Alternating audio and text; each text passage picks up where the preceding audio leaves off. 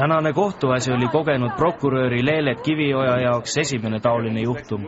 Mina ei näinud tegelikult seda kahetsust, et ta oli selline suhteliselt külmalt ja tuimalt suhtus oma kuriteosse.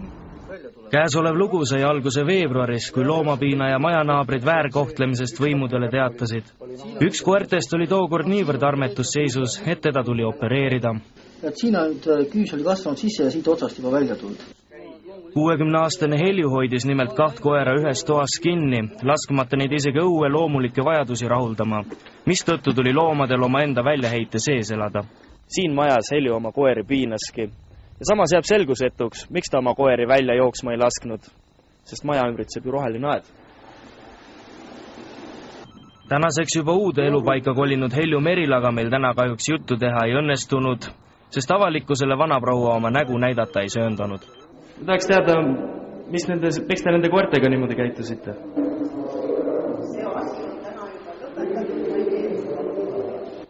Rohkem proua meediaga suhelda ei soovinud, ent 7 uudised üritasid siiski teada saada, millise prouaga tegemist on.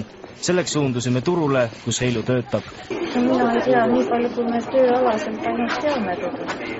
Toitne naine nüüd mitte midagi. Ka ei paistnud Helju tegemistega kursis olevat tema õde Eve. Teadlan kohus, ma ei tea. Täna oli, sellepärast vist juba täna ei olegi siin. Pole kuulnudki, et ei tea. Ta on väga pinnine inimene, et ta ei räägi oma probleeme minule.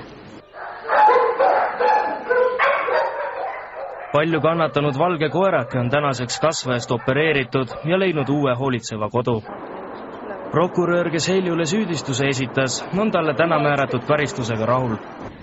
Helju Merilat karistati siis vabaduse kaotusega 6 kuud, mis jäeti tingimisi kohaldamata katseajaga 18 kuud ja samuti võeti talt lisakaristusena loomapidamisõigus 5 aastaks. Kui palju on praegu menetluses selliseid juhtumeid? Kuna tegu on nagu kriminaalmenetlustega, siis tegelikult puudub minul voli neid kommenteerida, aga ma võin öelda nii palju, et nii mõnedki inimesed saavad sel aastal veel kohtukutse.